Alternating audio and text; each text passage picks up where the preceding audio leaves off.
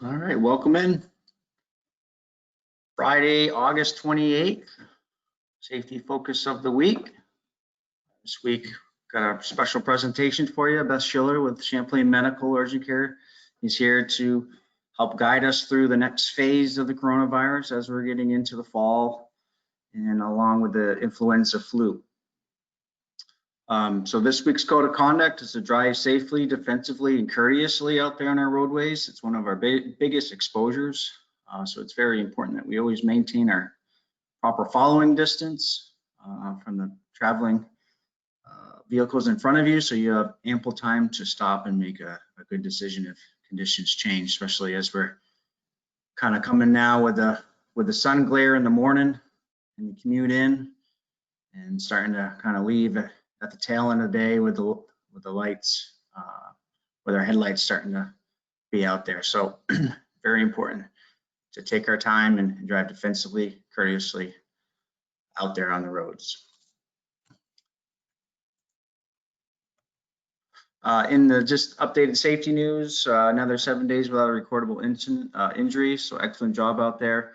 Keep maintaining those proper safety systems with starting your day with a good JHA, a good briefing with all your fellow co-workers, educating everybody on the expectations of the hazards and how to mitigate our hazards on our job sites.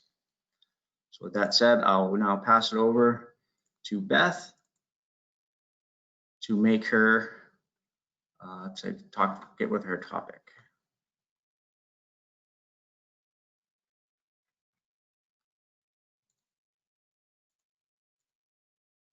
Good morning. Hey, presenter. Oh, okay, there we go. Good morning, everybody. Just gonna talk a little bit about trying to stay healthy come fall and winter. See if we can get this moving. Okay, just wanted to, before we get too far along, thank you for your persistence. I know as many of you have come into the office for your DOTs and other things, that wearing masks is not an easy task for you guys and ladies, and in the sweltering heat.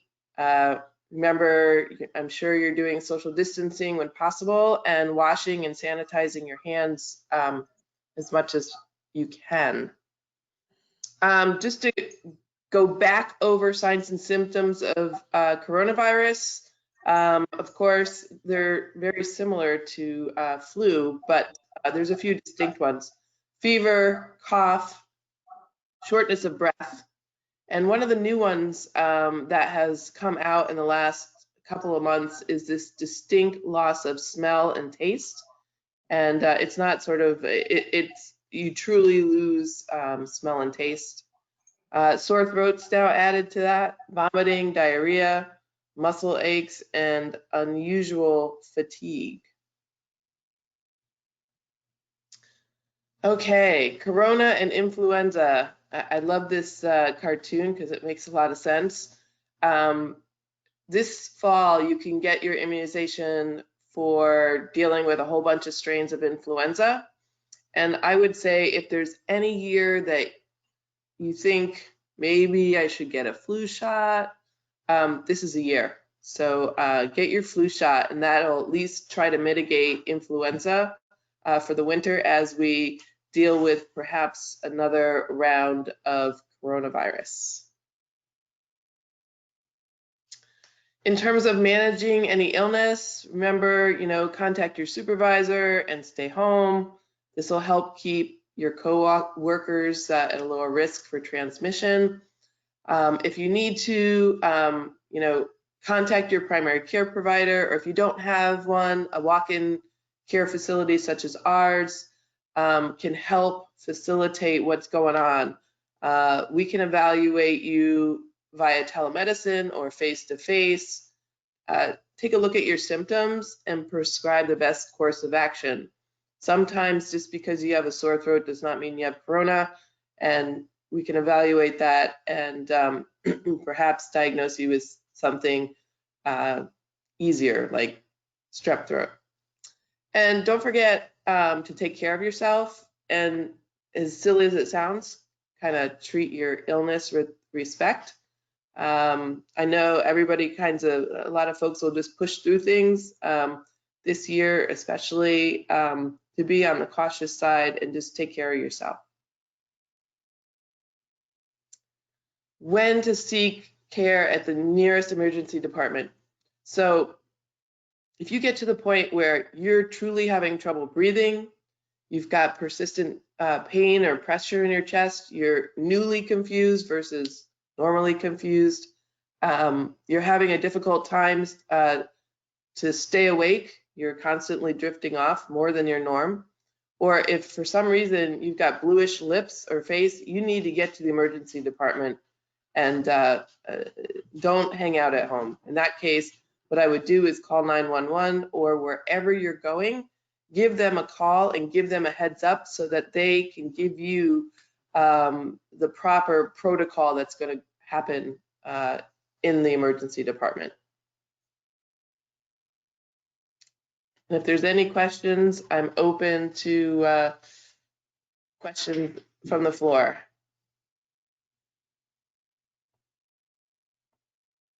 I'll ask a question if no one else has. Okay. Are the new flu shots available? They're not available yet. I'm waiting on our supply. Typically, we see them this week. I'm hoping that we see them in the next 2 weeks so that we can get started. Good. Okay, we've got to figure out how to for the company with, not having the live in-person safety meeting. It takes away that option, but maybe we would do it through Champlain Medical and just have the employees go there directly. We haven't figured that out, but we'll announce it for sure.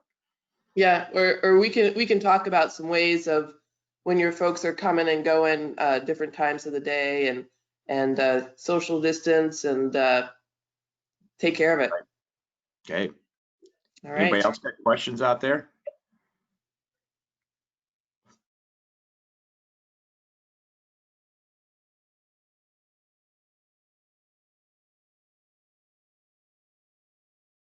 Since we got so many people on the call, I'll unmute quickly if anyone wants to jump in, but there might be a lot of interference.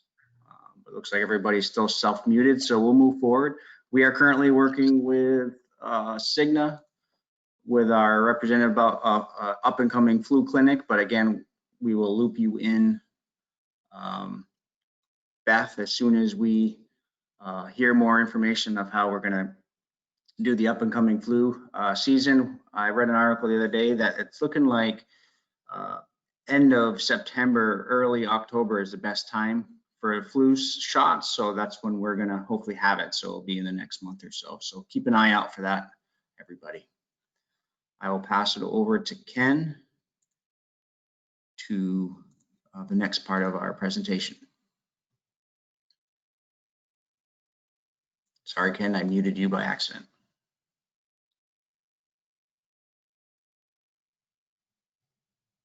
Ken, you are self-muted. All right, I'm back, right? Can you see my screen? Yes, we can. Okay. All right, no new announcements. I just carried the same one from last week about transfer tank fuel logs and equipment hour logs. So let's keep that in the front of our mind, especially at the end of the week when we're turning in paperwork, or the beginning of the week, whenever you turn it in. For reminders here on the 401k, again, is the same announcement. So, you know, it's a good time to check back in with Morgan Stanley and the education people there, and also maybe get set up to do your own online viewing of your account. And as we talked about with all this COVID-19, we still have these policies, and you can click any of these links to get the current policies. So for this week, we are profiling the Woolen Mill Pump Station concrete project we have at the Woolen Mill in Winooski. So ECI is contracted with the Woolen Mill to build a new concrete pump station in their basement of the Woolen Mill in Winooski. And the mill was constructed in 1881 and served Vermont's wool industry until it closed in 1954. And at the time, at one time employing over 3,000 workers, which is pretty impressive and surprising. was actually a larger facility. I understand it partly burned at about the time it closed. So after it was closed, the mill was converted to the Forest Hills Department Store. It was converted to apartments in 1979. So I don't know if many of you remember going to the Forest Hills Department Store, but I certainly do, and very vaguely. Long time ago, well, it would have been 79 when it was converted to apartments, but I think that Forest Hills closed well before then.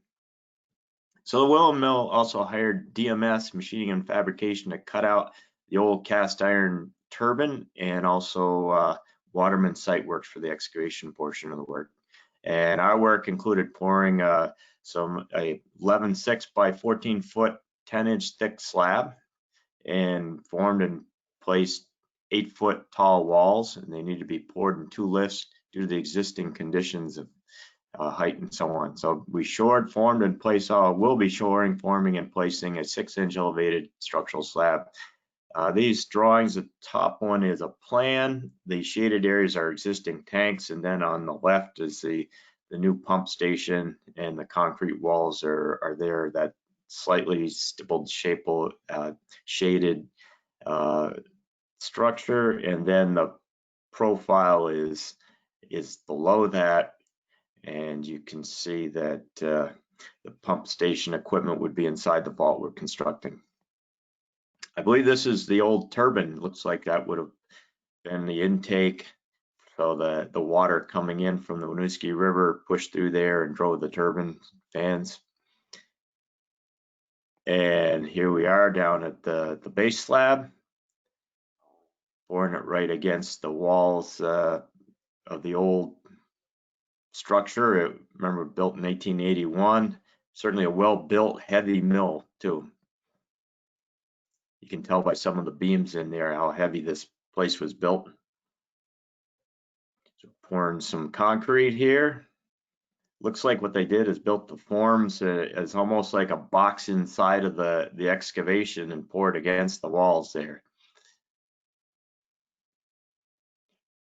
And doing some of the wall work. Oops. And there's looks like Ronnie there inspecting the work, with somebody down underneath starting to pull the forms apart. And this is an old art photo that I found from the Library of Congress. It popped up on the internet when I searched for the mill and history, and it's the previous dam. So this was the dam here in the forefront of the picture that would have been impounding the water that got diverted through the turbine. So it's kind of interesting, the old dam. This was during the early phase of construction for the new dam. And that crane on the left side was Pizza Galli's, because Pizza Galli did the new dam, which is called Winooski 1 now. It's a pretty impressive area. If you've never been there, you should check it out. The salmon hole is the area below the dam and the falls. It's a pretty popular area. So from the photo archives, we have something of kind of an old industrial nature in our archives here, of an old stone box culvert, arch culvert actually, that was under the railroad, the Mont Railway in Shaftesbury, and we stabilized the roof with some shotcrete, and then further stabilized it with this piece of arch pipe here. So it looks like a multi-plate going together there. So that's what I got. I'll turn it back to Matt, and have a good day out there, everybody. Thank you, Ken, and special thank you to Beth for joining us this morning and starting her day with us and informing us on up and coming flu, and also how to juggle the flu and the coronavirus. So let's have a safe day out there today. Health and safety is here for support and help. Just feel free to reach out if you have any questions, concerns, and keep an eye out for our up and coming flu shots that will be available to ECI workers. Thank you. Roll up your sleeves. Yeah, it's going to be an interesting fall for sure. Have a good day. Take care.